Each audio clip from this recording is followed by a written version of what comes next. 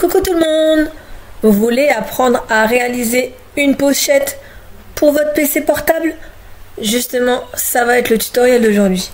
Nous allons voir comment réaliser une pochette pour y mettre votre PC portable. Donc la pochette est très simple, hein, vous allez voir, hein, il suffit de réaliser deux rectangles et j'ai ajouté une anse pour pouvoir la transporter sur le côté.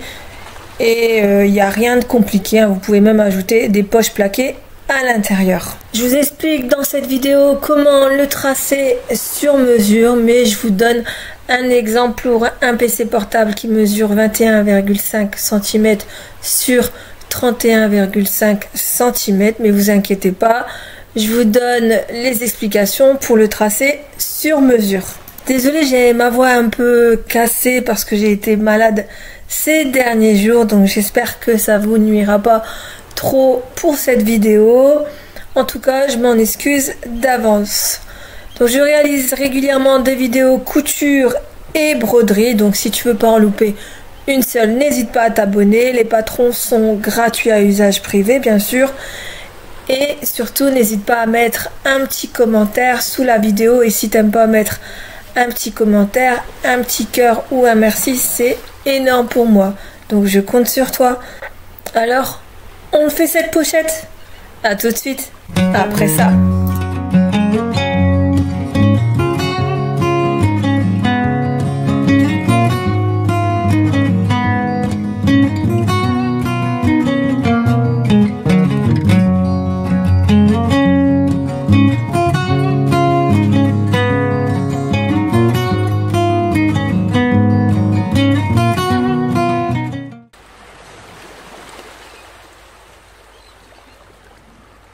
Donc pour réaliser cette pochette, il vous faudra mesurer la largeur de votre PC et la hauteur ainsi que l'épaisseur de votre PC.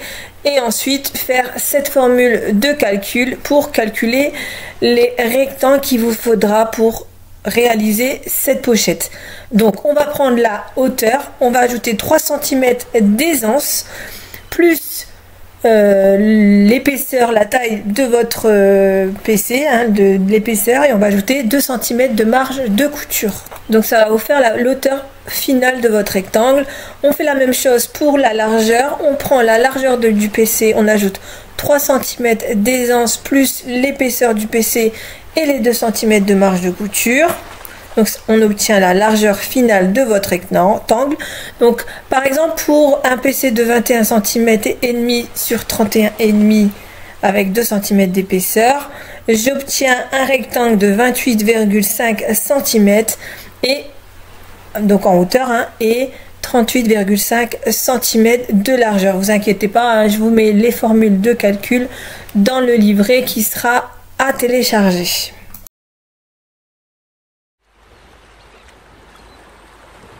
Une fois qu'on a calculé les rectangles, il vous faudra les couper 2 fois en tissu extérieur. Donc moi j'ai mis de la ouate sur la partie extérieure, mais vous pouvez également faire sur la partie intérieure.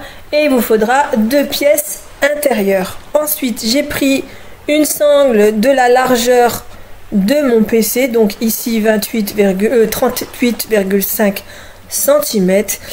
Et pour le zip, j'ai pris le zip, donc la taille du haut plus 2 tiers de la hauteur.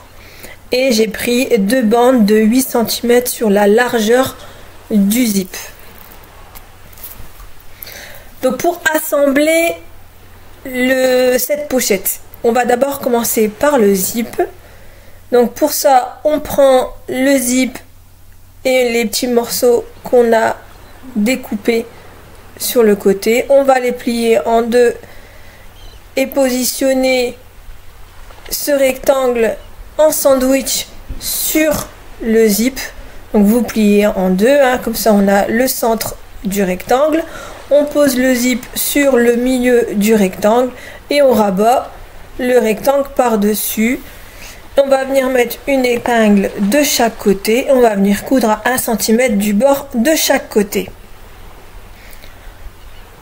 Donc une fois que c'est cousu, hein, vous voyez, j'ai cousu des deux côtés. On va venir couper au plus près de la couture. Et on va venir retourner. Donc je coupe les deux côtés. Et on va venir retourner les deux rectangles. Voilà. Comme ceci. L'un sur l'autre. Sur l'endroit. Donc on positionne bien les extrémités. On met des épingles de chaque côté. Et on va venir faire une couture à 5 mm du bord qu'on a cousu, hein, largeur de point à 4. Donc voilà, j'ai fait mes coutures. Ensuite, on va plier la sangle en deux, comme ceci, et on va venir faire les repères de chaque côté du zip. Hein. Donc j'ai dit sangle, mais c'est un zip. Voilà, on fait les petits crans. On va faire ces petits crans également sur les tissus extérieurs et intérieurs au niveau du haut. Donc ça c'est le haut. Je fais la même chose avec mes doublures. Donc je vérifie bien que je suis sur le haut de mon tissu, hein, comme j'ai un sens. Voilà, ici c'est mon haut. Donc je le plie en deux. Je fais mon petit cran. Et je fais la même chose pour ma dernière pièce. Et je vais venir faire mon petit cran pour repérer le centre. Donc voilà, mes petits crans sont faits.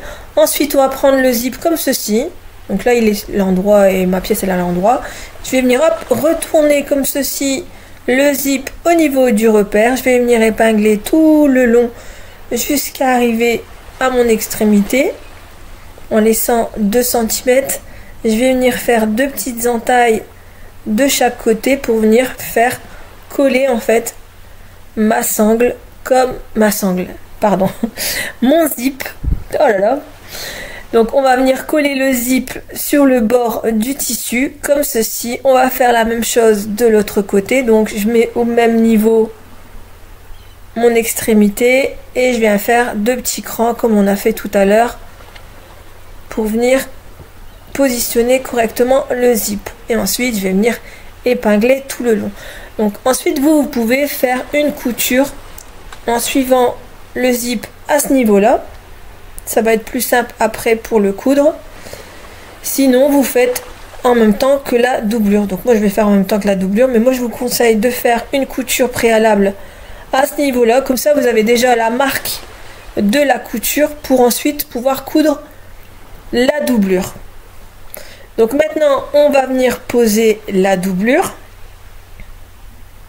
Voilà, donc mon repère milieu je le mets sur le milieu. Donc les tissus sont endroit sur endroit et je vais venir faire coller ensemble les deux tissus. Donc vous voyez à ce niveau là je vois plus mon zip. Donc c'est pour ça que c'est mieux de le coudre avant. Au moins vous aurez un repère en dessous pour coudre la doublure. Mais moi comme j'ai l'habitude j'ai cousu les deux en même temps. Donc je viens épingler tout le long et au niveau vous savez de la pointe elle s'arrête ici. Et ben 1 cm au-dessus. Donc là je fais ma pointe et 1 cm au-dessus je fais un repère. En fait ça va être la couture que je vais venir faire à partir du repère à 1 cm.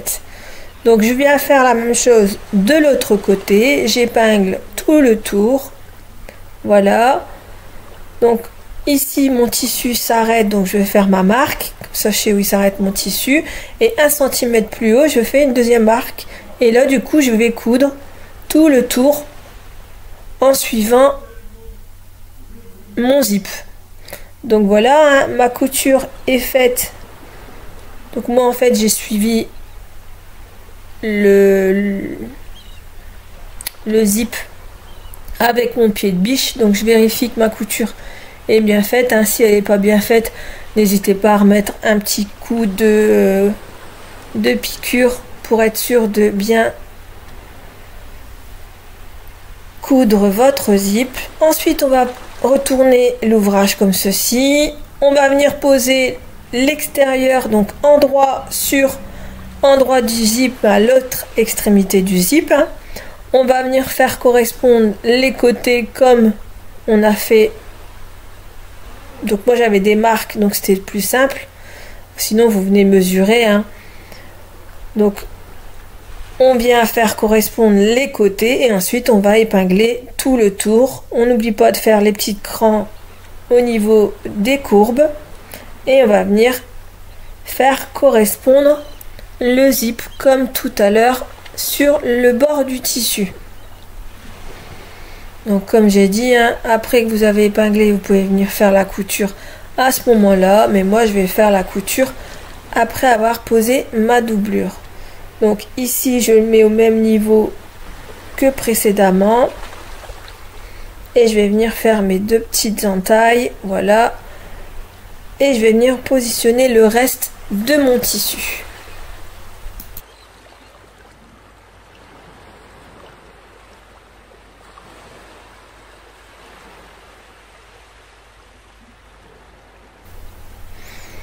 Donc voilà, donc comme tout à l'heure je vais venir, donc vous pouvez faire une couture à ce niveau là, mais moi je vais venir poser ma doublure comme tout à l'heure. Vous venez mettre la doublure endroit sur endroit, vous venez faire correspondre toutes les épingles d'en dessous sur le tissu qui se trouve juste au dessus, et comme tout à l'heure on va venir faire un petit cran à 1 cm juste avant la fin, hein, pour nous aider pour la couture. On va faire la même chose de l'autre côté, on épingle, voilà, et on va venir coudre. Donc ici il y a mon tissu, hein.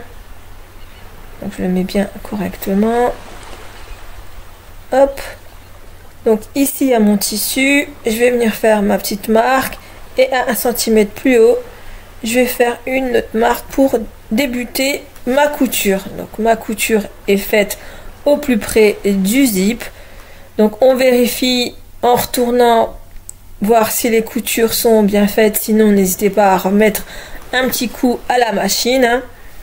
Donc ça peut arriver.